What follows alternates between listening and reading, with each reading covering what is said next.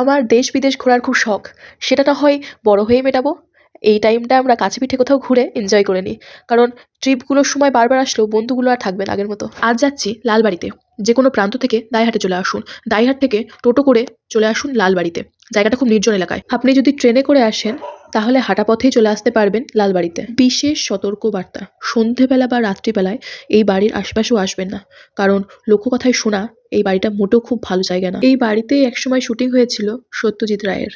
ট্যুরিস্টদের জন্য কিছু কথা, এই বাড়িটা ঢোকার সময় একটা ভদ্রলোক বাধা দেবে, বলবে ভিতরে এত গ্যাঞ্জাম না করে চলে যেতে। তার নাকি এসব পছন্দ হয় না, কিন্তু রেগে গিয়ে বা মাথা গরম না করে তাদেরকে বোঝাবেন যে আপনি অনেক দূর থেকে এসেছেন, একটু সিম্প্যাথি আদায় করবেন।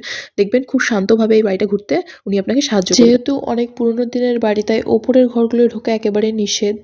লোকমুখে শোনা, যিনি এই বাড়িটা বানিয়েছিলেন তার সমস্ত উত্তরাধিকারীরা কলকাতায় বসবাস করছে ব্যবসা নিয়ে, এবং একটি মাত্র উত্তরাধিকারী এখানে বাড়িটা দেখাশোনা করেন। যদি আপনি টোটো করে আসেন তাহলে টোটোওয়ালার অবশ্যই নাম্বারটা নিয়ে রাখবেন, কারণ এই এলাকা থেকে বেরিয়ে আপনি কোনো টোটো পাবেন না, কারণ এটা অতিরিক্ত নির্জন একটি এলাকা।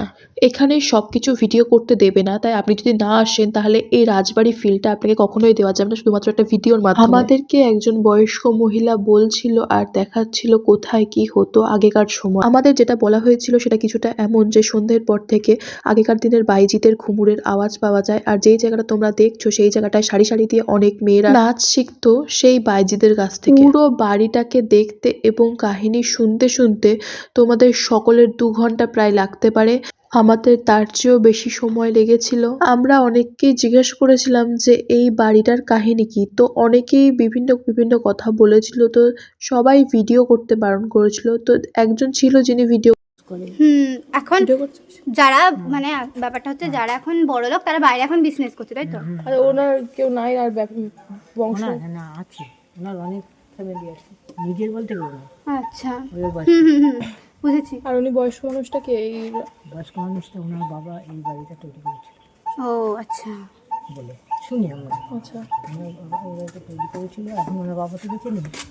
উনি এই বাড়িতে এসে আগে থাকতো না, আগে কলকাতায় থাকতো। রাজার কি এখনো আগের মতনই অবস্থা?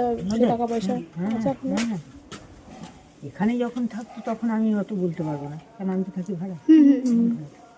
উনি একমাত্র ভিডিও করতে দিয়েছিল, তাই ওনার ভিডিওটাই আমরা পোস্ট করেছি। আর হ্যাঁ, আমি একদিকে এডিটর সৃজা অ্যাকাউন্টটাও চালাবো, আর একদিকে একটা নতুন অ্যাকাউন্ট খুলবো যেখানে আমার শুধুমাত্র ঘুরতে যাওয়ার ভিডিওগুলো থাকবে।